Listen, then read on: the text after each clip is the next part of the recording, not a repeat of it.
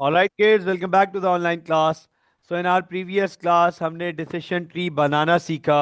हमने decision tree last two classes से start किया हुआ है। बहुत डिटेल में हमने decision tree को डिस्कस किया। what is decision tree, क्या होता है, क्यों बनाते हैं, कब बनाते हैं, किस लिए बनाते हैं, और लास्ट क्लास में पढ़ा कैसे बनाते हैं। हमने लास्ट क्लास में बहुत डिटेल में पढ़ा कि डिसीजन ट्री सर हम कैसे बनाते हैं, why we make decision tree. हम ये लास्ट क्लास में सीखा। हमने इंडोर आउटडोर और इंडोर एंड आउटडोर ऑप्शंस का पूरी वर्किंग देखी थी। आप एक मल्टीनेशनल कंपनी के एग्जीक्यूटिव थे, डायरेक्टली रिपोर्ट करते थे डायरेक्टर को। बहुत डिटेल में इसमें अंडरस्टैंड किया था। ये दो होमवर्क्स थे। आज की क्लास में हम डिसीजन ट्रीज के प्रैक्टिस करेंगे, मेरे बनाए हुए क्वेश्चंस की भी प्रैक्टिस करेंगे, पास पेपर्स के क्वेश्चंस की प्रैक्टिस करेंगे, और ये देखेंगे कि sir what are the problems related with decision tree. Decision tree के साथ क्या प्रॉब्लम्स एसोसिएटेड है, हम उन्हें डिस्कस करेंगे। आज डिसीजन ट्री को वाइंड अप कर देंगे। ऑलराइट, नोट कीजिएगा, गौर से देखिएगा। सवाल कह रहा है, इंफॉर्मेशन है हमारे पास कि खाड़ी wants you to conduct the grand 14th August exhibition. Now you are considering two choices, indoor and outdoor. खाड़ी चाहता है आपसे कि आप 14th अगस्त की एग्जीबिशन प्लान करो। आपके पास दो ऑप्शंस हैं, इंडोर और आउटडोर। पता ये चला कि सर इंडोर की सेटअप कॉस्ट है 10 मिलियन, आउटडोर की सेटअप कॉस्ट है 20 मिलियन। इंडोर की सेटअप कॉस्ट है 10 मिलियन की, आउटडोर की सेटअप कॉस्ट है 20 मिलियन की, twice as that of indoor.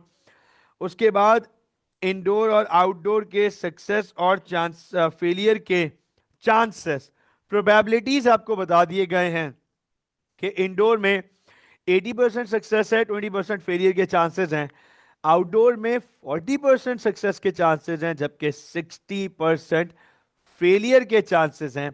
फिर इकोनॉमिक रिटर्न्स हमें बताए हुए हैं कि अगर इंडोर सक्सेसफुल हो जाए तो रिटर्न 30 मिलियन होगा, इंडोर अगर फेल हो जाए तो 10 मिलियन का रिटर्न होगा। आउटडोर अगर सक्सेसफुल हो जाए तो 90 मिलियन का रिटर्न होगा। लेकिन सर अगर आउटडोर फेल हो जाए तो 20 मिलियन का रिटर्न मिलेगा।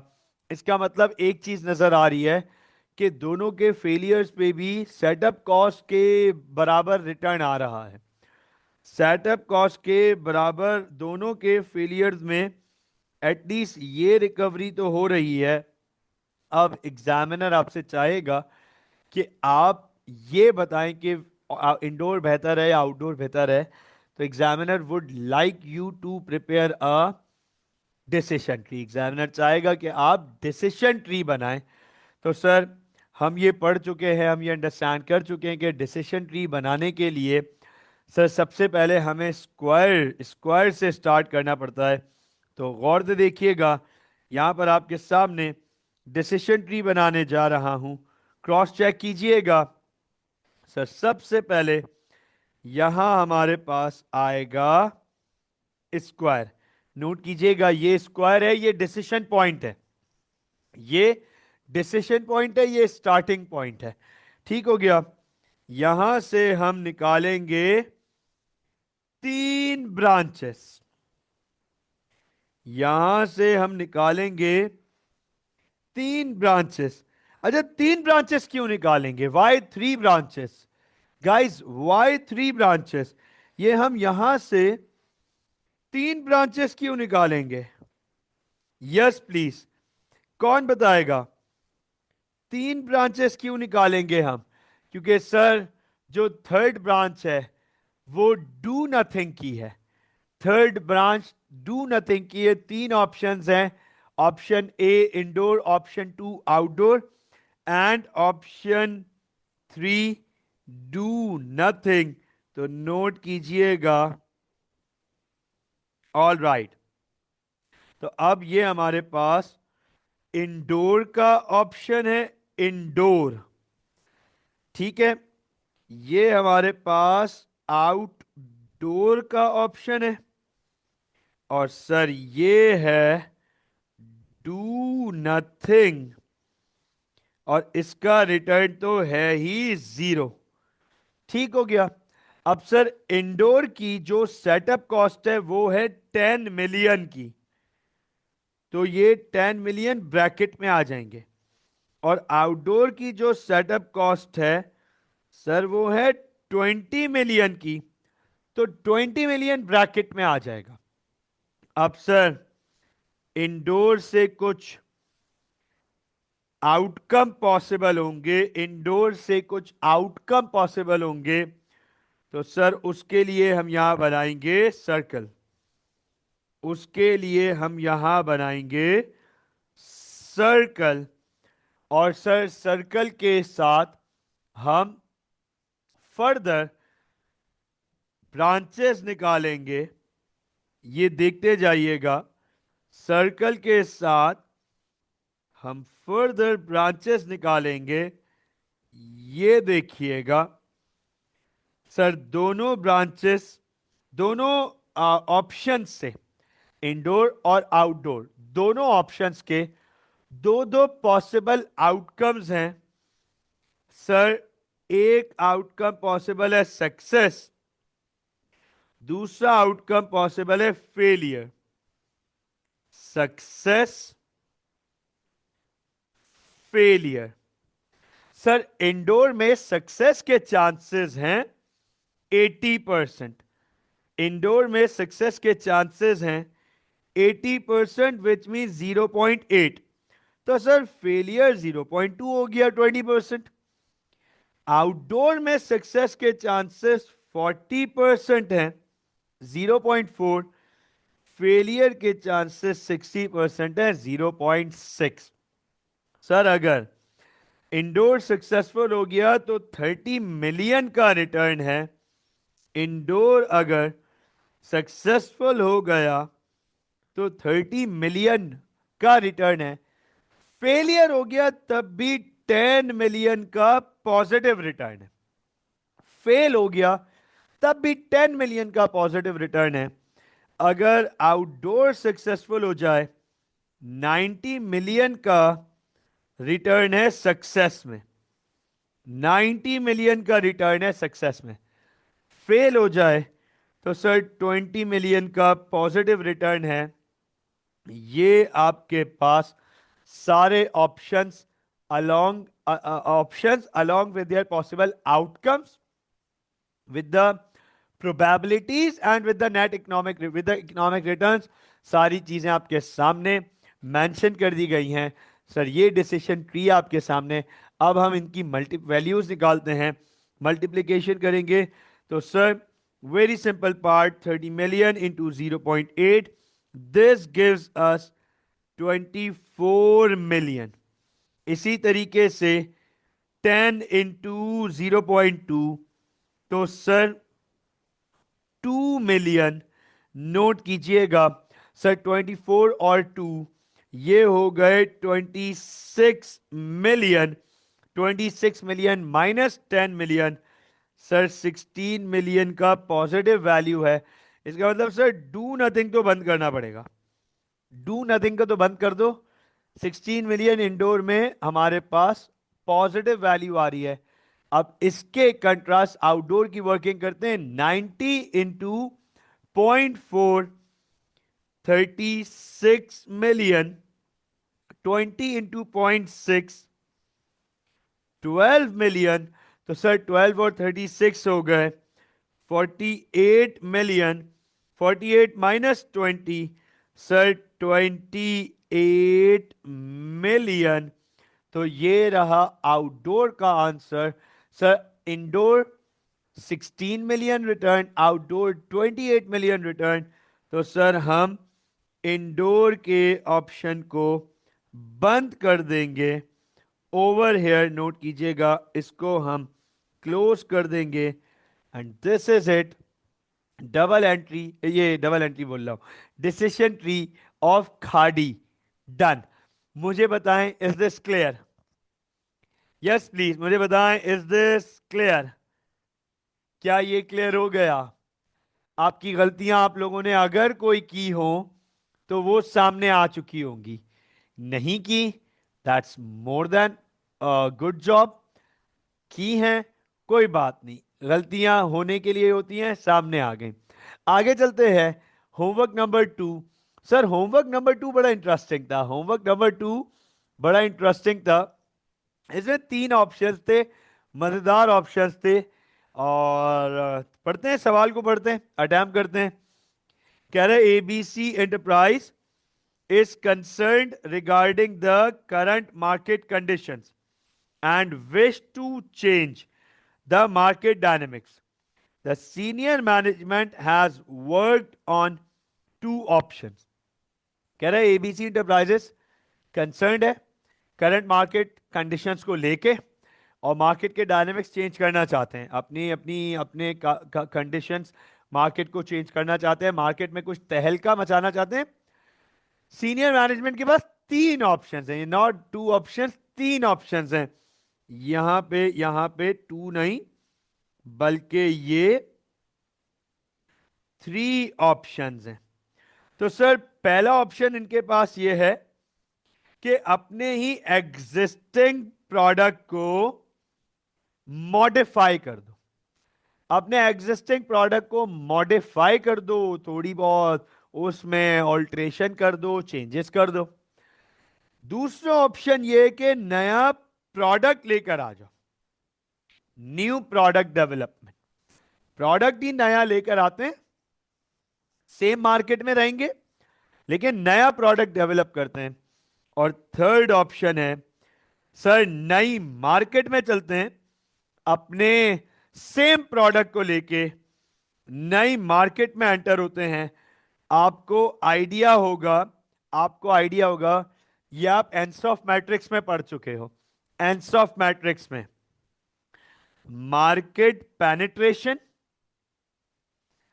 प्रोडक्ट डेवलपमेंट, मार्केट डेवलपमेंट, यहां पढ़ चुके हैं एंसॉफ मैट्रिक्स में। ऑप्शंस हैं, ऑप्शंस हैं। अब आप देखें सर, अगर मार्केट को पेनिट्रेट करें तो कॉस्ट लगेगी 0.2 मिलियन की, अगर नया प्रोडक्ट बनाने जाएं तो सर कॉस्ट लगेगी 0.5 मिलियन की, और नई मार्केट में एंटर होना चाहें तो सर 1 मिलियन की कॉस्ट लगेगी। इनके सक्सेस फेलियर के chances along with their returns आपके सामने मौजूद हैं। अब एग्जामिनर चाहेगा कि आप उसे बताएं कि कौन सा ऑप्शन सबसे ज्यादा फीजिबल है, कौन से ऑप्शन पे जाना चाहिए, वो आपसे बाकायदा रिकमेंडेशन मांगेगा। तो रिकमेंडेशन के लिए आप बाकायदा डिसीजन ट्री बनाएंगे। तो चलें इसका डिसीजन ट्री बनाते हैं आपके सामने। सर इस दफा टोटल 4 ऑप्शंस हैं, इस दफा टोटल 4 ऑप्शंस हैं। नोट कीजिएगा, एग्जैक्टली 4 लाइंस ड्रॉ करेंगे। बिल्कुल बेटा, बिल्कुल नोट कीजिएगा। ये देखिएगा, स्क्वायर थोड़ा सा अजीब सा हो गया,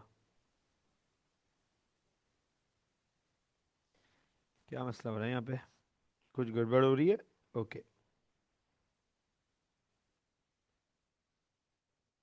चलो बन गया, बहरहाल स्क्वायर हो गया। ठीक है, पहला ऑप्शन यहां, हो, अच्छा स्ट्रेट लाइन भी तो बना सकते हैं हम, कोई मसला तो नहीं है, हम स्ट्रेट लाइन बना लेते हैं, कोई हर्ज नहीं है।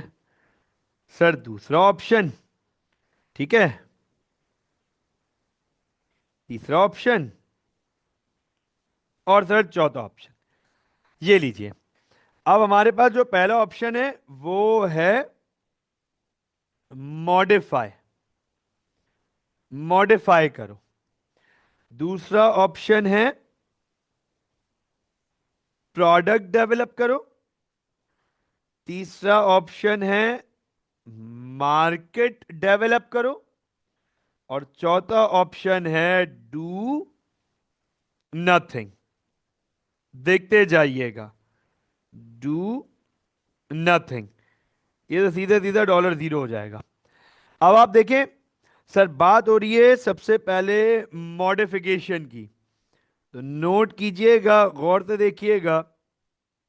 अगर हम प्रोडक्ट को मॉडिफाई करें तो भी हमारे पास दो ऑप्शंस बनेंगे, टू ऑप्शंस।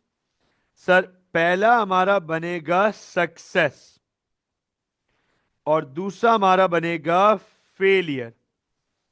इसी तरीके से अगर हम प्रोडक्ट को डेवलप करें तो सर इसके भी दो ऑप्शंस बनेंगे हमारे पास, दो आउटकम्स, सक्सेस, फेलियर। अगर सर हम मार्केट डेवलप करें तो इसके भी दो पॉसिबल आउटकम्स है हमारे पास, सक्सेस, फेलियर। तो अब आप नोट कीजिएगा, देखिएगा। सर सबसे पहले बात करते हैं कि सक्सेस, मॉडिफिकेशन का सक्सेस है 80%, दैट मीन्स 0.8, फेलियर है 0.2। अच्छा, प्रोडक्ट डेवलपमेंट का है 0.4 एंड 0.6, और मार्केट डेवलपमेंट का है 0.6 एंड 0.4। अच्छा, मैं आपसे एक जनरल सवाल पूछना चाहूंगा, बताओ मॉडिफिकेशन में सक्सेस रेट इतना ज्यादा क्यों है? मॉडिफिकेशन में सक्सेस रेट हमारे पास इतना ज्यादा क्यों है? सक्सेस परसेंटेज इतना ज्यादा क्यों है मॉडिफिकेशन में? 80% है। क्यों इतना ज्यादा है? Why is that so? Why is that so? क्यों सक्सेस इतना ज्यादा है हमारे पास मॉडिफिकेशन में? Yes please. इसका रीजन है, इसका रीजन है, मैं बता देता हूं। क्योंकि सर मॉडिफिकेशन में आप एग्जिस्टिंग प्रोडक्ट पर ही हो, और मार्केट भी आपकी एग्जिस्टेंस है, मार्केट भी आपकी एग्जिस्टिंग है। तो रिस्क नहीं है ना, रिस्क नहीं है। जब रिस्क नहीं है तो सक्सेस रेट तो ज्यादा ही होगा। मॉडिफाई करोगे एग्जिस्टिंग प्रोडक्ट और existing market, right? Is this right? हाँ एग्जैक्टली exactly, क्योंकि एक्सपीरियंस होता है। ये अच्छा पॉइंट आया ना साथ की तरफ से। सर एक्सपीरियंस है, हाँ प्रोडक्ट का भी एक्सपीरियंस है, मार्केट का भी एक्सपीरियंस है। यहां नया प्रोडक्ट लेकर आ रहे हैं, या आप नया प्रोडक्ट लेकर आ रहे हो तो एक्सपीरियंस ही नहीं है प्रोडक्ट के साथ। या आप नई मार्केट में जा रहे हो तो उतना सक्सेसफुल नहीं है जितना मॉडिफिकेशन में। क्यों? क्योंकि सर यहां मार्केट का रिस्क है, या मार्केट का रिस्क है, या प्रोडक्ट का रिस्क है। ठीक हो गया। बहरहाल कंटिन्यू करते हैं। अगर सक्सेस, मॉडिफिकेशन में सक्सेस मिले तो रिटर्न आएगा 1 मिलियन का, 1 मिलियन का। और सर अगर फेलियर होगा तो नेगेटिव। अब आप देखो, अब आप लोगों के सामने आज पहली दफा नेगेटिव रिटर्न आ गया ब्रैकेट में। देखिए जरा, पहली दफा नेगेटिव रिटर्न आ गया, ब्रैकेट में लिख दिया। अगर प्रोडक्ट सक्सेसफुल हो जाए तो सर रिटर्न आएगा 3 मिलियन का, और फेलियर हुआ तो 0.8 मिलियन। और अगर मार्केट सक्सेसफुल हो जाए तो सर रिटर्न आएगा हमारे पास 4 मिलियन का। लेकिन अगर मार्केट फेल हो जाए तो 2 मिलियन का नुकसान है। चलें वर्किंग करते हैं, जल्दी से इनकी कैलकुलेशंस कर लेते हैं। 1 इंटू 0.8 तो सर 0.8 ही रिटर्न आएगा, 0.8 मिलियन। 0.3 इंटू 0.2, आई थिंक 0.06 आएगा। 0.3 इंटू 0.2, 0.06 नेगेटिव।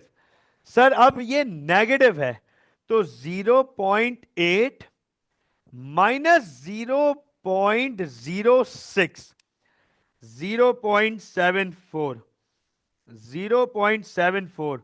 और मॉडिफिकेशन के लिए इन्वेस्टमेंट हो रही थी 0.2 मिलियन की। तो सर 0.2 मिलियन की इन्वेस्टमेंट थी, ये आ गई वैल्यू 0.54 मिलियन। तो सर 0.54 मिलियन मॉडिफिकेशन का नेट इकोनॉमिक रिटर्न हो गया। इसको हम कहते हैं नेट इकोनॉमिक रिटर्न। ये हमारा नेट इकोनॉमिक रिटर्न हो गया। आगे चलते हैं, हमारे पास 3 मिलियन इंटू 0.4। तो 3 मिलियन इंटू 0.4 सर ये पता है 1.2, फिर -0.8 मल्टीप्लाइड बाय 0.6, तो sir 0.48 negative, 0.48 negative -1.2, sir 0.72, 0.72 million का रिटर्न आ गया। और सर इसकी कॉस्ट है 0.5 मिलियन, 0.5 मिलियन। तो सर ये वैल्यू हो गई 0.22 मिलियन, 0.22 मिलियन। इसका मतलब सर इसको तो बंद करना पड़ेगा, इसको वाइंड अप करेंगे क्योंकि मॉडिफिकेशन का return 0.54 million, that is more. तो उसको तो बंद करेंगे और डू नथिंग को भी बंद कर देंगे, हैंड टू हैंड। अब मार्केट की वर्किंग कर लेते हैं। 4 इंटू 0.6 2.4, 2 इंटू 0.4 नेगेटिव 0.8, तो 2.4 एंड 0.8 1.6 मिलियन। और सर इसकी कॉस्ट है मेरे ख्याल से 1 मिलियन की, 1 मिलियन। तो माइनस करेंगे इधर 1 मिलियन को, नोट कीजिएगा। तो सर जब 1 मिलियन को माइनस करेंगे तो ये वैल्यू आएगी हमारे पास 0.6 मिलियन। इसका मतलब सर मॉडिफिकेशन को भी क्लोज कर देंगे और ऑप्शन ओपन है हमारे पास मार्केट डेवलपमेंट का। डिसीजन ट्री हमें ये रिकमेंड कर रहा है कि हम मार्केट डेवलपमेंट की तरफ जाएं। मुझे बताएं, क्या ये डिसीजन ट्री समझ आ गया? क्या ये डिसीजन ट्री भी क्लियर हो गया? Is this decision tree also clear? कोई सवाल? कोई सवाल? यहां तक कोई question? No questions, no questions. All right, all right. Sir ये तो मेरे अपने सवाल बनाए हुए थे, ये तो मेरे अपने सवाल बनाए हुए थे, अपनी अपने सवाल बनाए हुए थे आपकी प्रैक्टिस के लिए। स्टूडेंट का सवाल आता है, क्या सर पास पेपर में भी ऐसे ही टेस्ट होता है? तो परेशान होने की बात ही नहीं है, आ जाए पास पेपर के सवाल देख लेते हैं। ये देखो पास पेपर के प्रैक्टिस क्वेश्चंस पे चलते हैं अगर हम, तो आपके सामने क्वेश्चन नंबर 1 है। और आपको मैंने बताया था कि पेपर्स आपका केस बेस्ड होता है। आपका पेपर जो है पेपर 3 हो या पेपर 4 हो, वो केस बेस्ड होगा। पेपर 3 में केस थोड़ा सा लेंदी होता है, उसमें इंफॉर्मेशन ज्यादा होगी। पेपर 4 आपका स्ट्रैटेजी बेस्ड होगा। तो आप देखो आपके सामने अपेंडिक्स सी मौजूद है। और सर अपेंडिक्स सी क्या कह रहा है? ये अपेंडिक्स सी कोई इंफॉर्मेशन होगी। और ये अपेंडिक्स सी मैंने किसी पेपर से उठाया है, किसी पेपर से ये इंफॉर्मेशन उठाई है, और किसी पास पेपर से के केस से ये इंफॉर्मेशन उठाई है। अब सर हमें, हमारा मकसद सिर्फ डिसीजन ट्री है, तो डिसीजन ट्री को देखते हैं कि डिसीजन ट्री की इंफॉर्मेशन एग्जामिनर हमें कैसे प्रोवाइड करता है और फिर हमें उसका जवाब कैसे देना है। सर अपेंडिक्स सी कह रहा है फोरकास्टेड प्रोबेबिलिटीज एंड इकोनॉमिक पे offs over 8 year period from growth strategies. अब आप देखें, सिर्फ इतना पढ़ के, सिर्फ इतना अपेंडिक्स पढ़ के मुझे ये समझ आ रहा है कि ये जो भी बिजनेस है ये ग्रो करना चाह रहा है और इसके पास दो ऑप्शंस है ग्रो करने के लिए, एक स्ट्रैटेजी ए और एक स्ट्रैटेजी बी। यहां से ये समझ नहीं आ रहा कि व्हाट इज स्ट्रैटेजी ए और व्हाट इज स्ट्रैटेजी बी, लेकिन ये समझ आ रहा है कि इसके कॉस्ट और जो है वो एक प्रोबेबिलिटीज और 8 साल की पे ऑफ दिए हुए, 8 साल तक के पे ऑफ के। स्ट्रैटेजी ए $6 मिलियन लगेंगे, स्ट्रैटेजी बी पे $12 मिलियन लगेंगे। स्ट्रैटेजी ए में सक्सेस की probabilities high membership, medium membership and low membership. Success की प्रोबेबिलिटीज में तीन पॉसिबिलिटीज हैं, हाई मेंबरशिप, मीडियम मेंबरशिप और लो मेंबरशिप। और इसी तरीके से स्ट्रैटेजी बी में भी तीन प्रोबेबिलिटीज है मेंबरशिप के regarding, high, medium and low. और फिर फोरकास्टेड इकोनॉमिक पे ऑफ्स हैं 12 million, 10 million, 7 million, 26 million, 20 million and 10 million. अब जाहिर सी बात है, सवाल को देख के एग्जामिनर आपसे कहेगा डिसीजन ट्री बनाओ, और फिर डिसीजन ट्री बनाने के बाद आपसे कहेगा बताओ क्या रिकमेंड करते हो, स्ट्रैटेजी ए पे जाना चाहिए या स्ट्रैटेजी बी पे जाना चाहिए। तो अभी वो कमेंट तो हम नहीं करेंगे, लेकिन हम इसका डिसीजन ट्री जरूर बनाएंगे। तो अब इसका बनाते हैं हम डिसीजन ट्री। गौर से देखिएगा, नोट कीजिएगा, यहां पे मैं आपके सामने इसका डिसीजन ट्री यहां बनाने जा रहा हूं ओवर हेयर। फोकस कीजिएगा, गौर से देखिएगा। सर दो ऑप्शंस हैं, तो इसका मतलब ये कि यहां पे, अच्छा ये है question 1, right, this is question 1। और अब हम इसका यहां पे बनाने जा रहे हैं डिसीजन ट्री। ठीक हो गया? तो सर स्क्वायर हो गया हमारे पास। सर ऑफ स्ट्रैटेजी ए,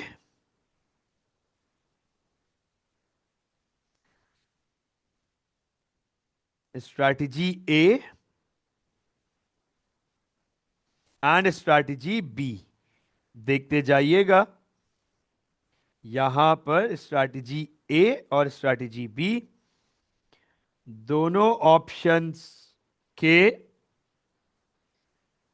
तीन तीन पॉसिबल आउटकम्स हैं, दोनों ऑप्शंस के तीन तीन पॉसिबल आउटकम्स हैं। तो पहला आउटकम,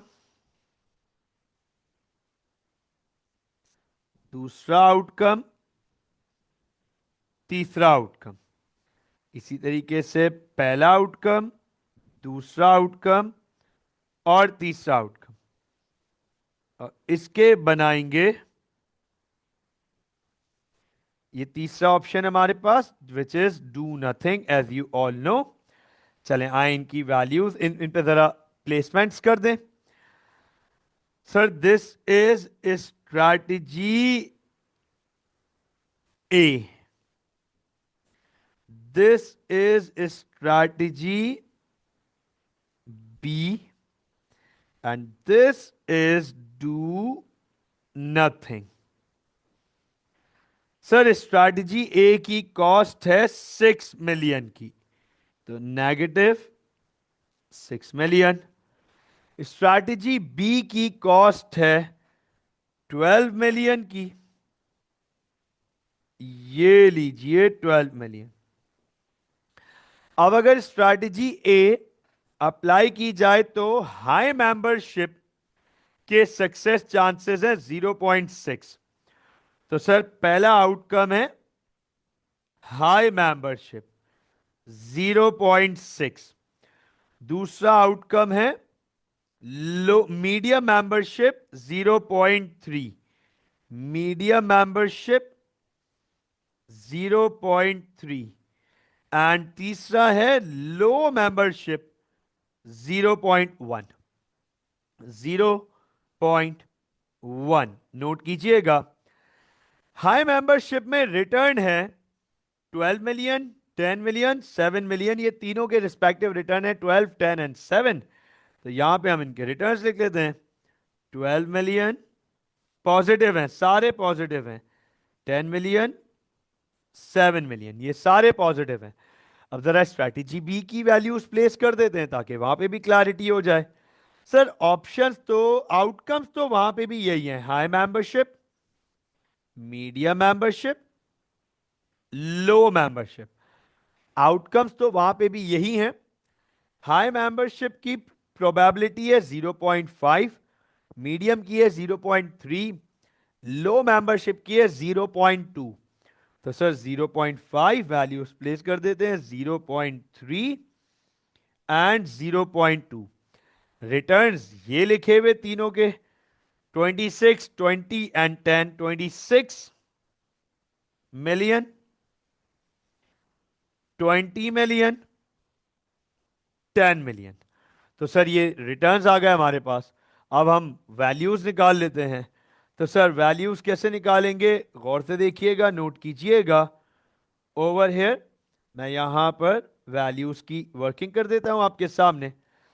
सर 12 इंटू 0.6, ये हो गया 7.2 मिलियन, राइट, 7.2 मिलियन। फिर 10 इंटू 0.3, 3 मिलियन। अच्छा, एक काम कर, ये लीजिए, और अब हमारे पास बेहतरीन जगह हो गई, ठीक हो गया। 7 इंटू 0.1, 0.7 मिलियन। तीनों वैल्यूज पॉजिटिव हैं, तीनों वैल्यूज को ऐड कर दूंगा मैं, 7.2 और 3, 10.2 और 10.9। तो sir 10.9 million -6, sir 4.9 million. Do nothing तो बंद हो गया, डन। अब मल्टीप्लाई करते हैं, 26 into 0.5, 13 million, 20 into 0.3, 6 million, 10 into 0.2, 2 million.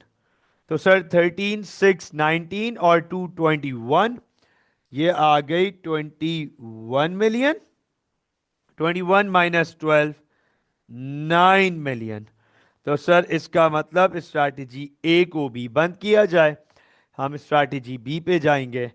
तो ये देखें, पास पेपर का सवाल था, पास पेपर का क्वेश्चन हो गया। Decision tree done, decision tree done. काफी हो गए, इतने सारे डिसीजन ट्री बनाना सीख लिए। अब अंडरस्टैंड कीजिएगा, ये देखो क्वेश्चन नंबर 2, मैं इसको वर्किंग में नहीं कराऊंगा, ये मैं होमवर्क के लिए दे दूंगा। क्वेश्चन नंबर 2 बहुत सिंपल है, बिल्कुल सिमिलर इंफॉर्मेशन है। यस, अलबत्ता मैं क्वेश्चन नंबर 3 पे जरूर जाऊंगा। क्वेश्चन नंबर 3 को जरा गौर से देखिएगा। आपको जरूरी नहीं है कि एग्जामिनर डिसीजन ट्री सिर्फ बनाने के लिए दे। जरूरी नहीं है कि आपको एग्जामिनर डिसीजन ट्री बनाने के लिए दे। हो सकता है आपको बोले बना हुआ दे दे और आपसे बोले कि इसकी वर्किंग कर दो और फिर इसकी एनालिसिस कर लो। तो आप देखो कितना आसान इसकी वर्किंग है। आपके सामने सिर्फ इसकी वैल्यूज निकालनी है। सर वैल्यूज निकाल लेते हैं। 10 × 0.8, 8 मिलियन, और ये पॉजिटिव है, 8 मिलियन पॉजिटिव है, $8 मिलियन, ये पॉजिटिव है, राइट। इसके बाद 0.5, अच्छा 0.5 भी पॉजिटिव है, 0.5 एंड 0.2, सर 0.1 मिलियन आ गया, पॉजिटिव है। तो सर ये आ गया 8.1 मिलियन -5 मिलियन, 3.1 मिलियन। ये लीजिए 3.1 मिलियन, ठीक हो गया। 17 × 0.9, 15.3 मिलियन, 15.3 मिलियन इसका रिटर्न हो गया। 2 × 0.1, 0.2 मिलियन फेलियर से आ गया। इसको ऐड करेंगे, ये बन जाएगा 15.5 मिलियन, 15.5 मिलियन -10, 5.5 मिलियन। तो आप देखिए हमने इसकी वर्किंग कर ली। यहां पर एक चीज मिसिंग है, डू नथिंग। ये हम एग्जामिनर को एनालिसिस में बताएंगे कि एग्जामिनर यकीनन हमसे पूछेगा डिसीजन ट्री के थ्रू बताओ क्या करना चाहिए, और डिसीजन ट्री का यूजफुलनेस भी पूछ सकता है। तो हम बताएंगे भैया इस डिसीजन ट्री में ये लिमिटेशन है कि हमारे पास इसका डू नथिंग का ऑप्शन अवेलेबल नहीं है। मुझे बताएं, क्या डिसीजन ट्री बनाना आ गया? क्या डिसीजन ट्री बनाने में अब कोई प्रॉब्लम? क्या डिसीजन ट्री बनाने में अब कोई problem? No problem, right sir? No, sort of अभी कंप्लीट क्लियर नहीं हुआ? अभी कंप्लीट क्लियर नहीं हुआ? सर कितने मार्क्स का क्वेश्चन होगा ये? अच्छा, ये जो हमने ऊपर डिसीजन ट्री बनाया, खुद बनाया, वो अराउंड तकरीबन 5 मार्क्स, 4 to 6 मार्क्स का होगा। और जो ये कैलकुलेशन, वो 5 to 6 मार्क्स का होगा। और ये कैलकुलेशंस होंगी ना, ये कैलकुलेशंस 2 to 3 मार्क्स की होंगी। पूरा डिसीजन ट्री जो है, अगर उसकी वर्किंग आ जाए तो तकरीबन आप समझ लो, बनाने के लिए आ जाए, वैल्यूज निकालने के लिए आ जाए, तो तकरीबन आप समझ लो 5 to 7 मार्क्स का होगा ये।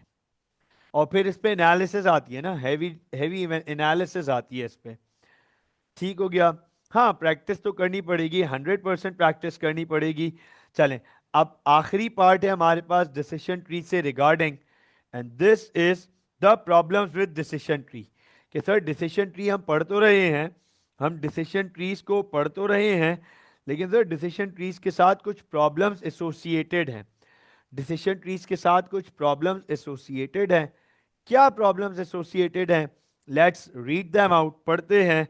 Problems with decision trees, problems with decision trees. के सर डिसीजन ट्रीज इतने अच्छे लग रहे हैं और क्या जबरदस्त टूल है to assist a manager to make a decision, to take a decision with risk management. Risk को मैनेज करके, रिस्क को रिड्यूस करके एक अच्छा डिसीजन लेना कितनी मदद कर रहा है हमारी। लेकिन सर इसके साथ क्या प्रॉब्लम्स हैं? Problem number 1, based on estimates and assumptions। Based on estimates and assumptions, क्या मतलब है इसका? The probabilities and financial outcomes in a decision tree are not always accurate. They are based on guesses or past data. If these estimates are wrong, the final decision might also be wrong. And this is so true about decision tree. This is so true about decision tree कि sir अगर अगर जो estimates हम कर रहे हैं, sir कैसे पता कि सर सक्सेस 0.8 होगी, फेलियर 0.2 होगा? और कैसे पता कि ये रिटर्न 10 मिलियन और 0.5 मिलियन होगा? सर ये बहुत मुश्किल काम है, ये बहुत मुश्किल काम है। This is the problem with decision tree कि at the end of the day decision tree भी तो एस्टिमेट्स ही हैं। At the end of the day decision tree भी तो एस्टिमेट्स ही हैं। तो नोट कीजिएगा, अंडरस्टैंड कीजिएगा। सर पहला प्रॉब्लम तो यही है कि they are based on estimates and assumptions। दूसरा, sir time consuming and complex. क्या मतलब है इसका? For big decisions with many possible outcomes, the tree can become very large and complicated. This makes it difficult for managers to interpret and use effectively. And so this is again so true.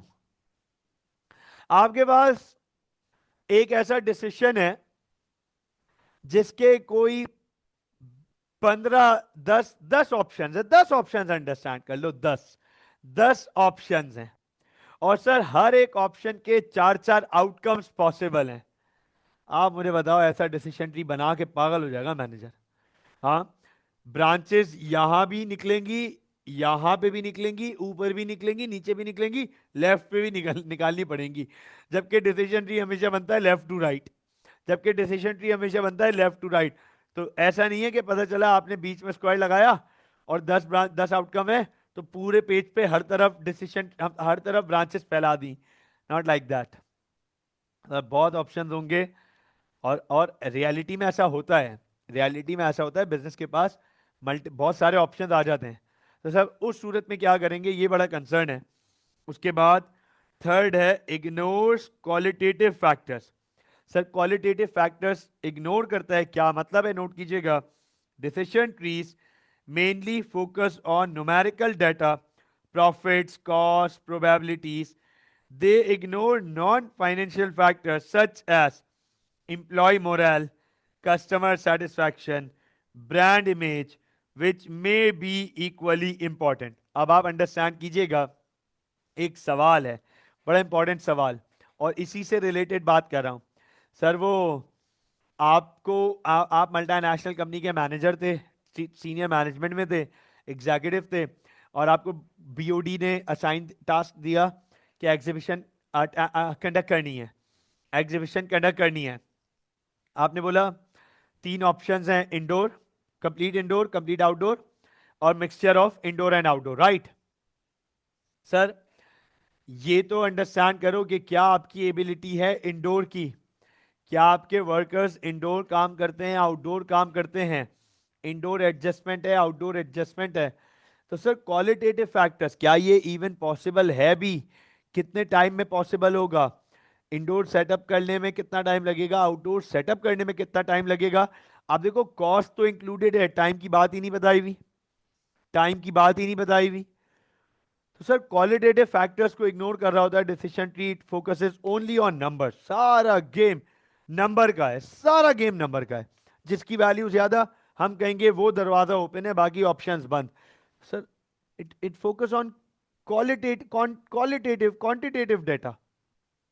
और आखिरी problem है हमारे पास, may give a false sense of accuracy.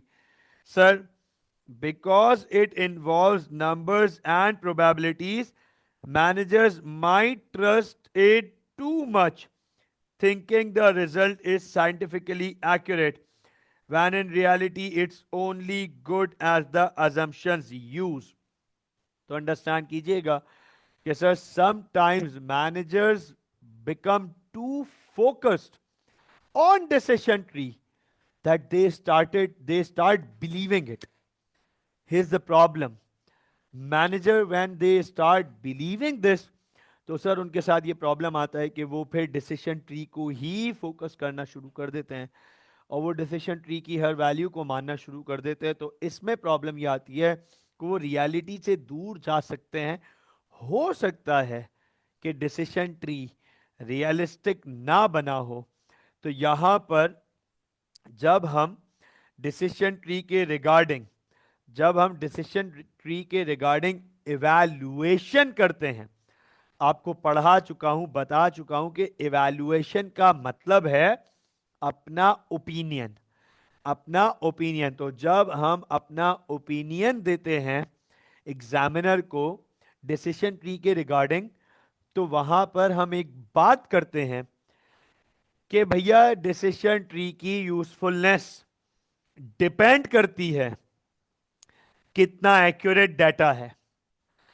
क्या manager ने सारे option consider कर लिए हैं, उन ऑप्शंस के जो आउटकम्स अज्यूम किए गए हैं वो किन बेसिस पे किए गए हैं, जो डिसीजन ट्री बना रहा है वो मैनेजर कितना सीनियर है, कितना एक्सपीरियंस है, उसका डिसीजन ट्री बनाने में क्या एक्सपीरियंस, क्या पास्ट रहा है, और क्या वो मार्केट की डायनेमिक्स और मार्केट की कंडीशंस को अच्छे से अंडरस्टैंड करने की सलाहियत रखता है या नहीं। ये सब कुछ पार्ट होगा हमारे पास डिसीजन ट्री की इवैल्यूएशन में। तो मुझे ये बताएं, इज दिस क्लियर? क्या ये डिसीजन ट्री क्लियर हो गया?